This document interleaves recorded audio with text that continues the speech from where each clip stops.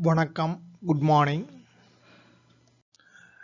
MCQ question is cough reflex is associated with option A apnea, option B bronchoconstriction, option C tachypnea, option D increase intrapleural pressure.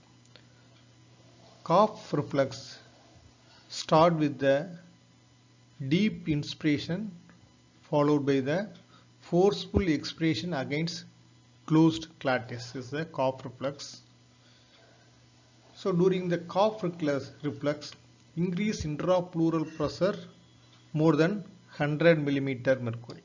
So answer is the increase intrapleural pressure.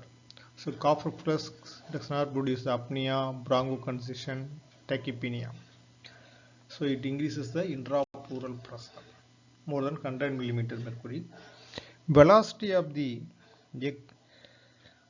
airflow during the expiration, it is 600 miles per hour during the cough. So forceful expiration, speed of the air is 600 miles per hour. So cough reflex is the forceful expiration against closed glottis and starts with the deep inspiration. This is the productive reflex, prevent the entry of the dust particle into the respiratory system.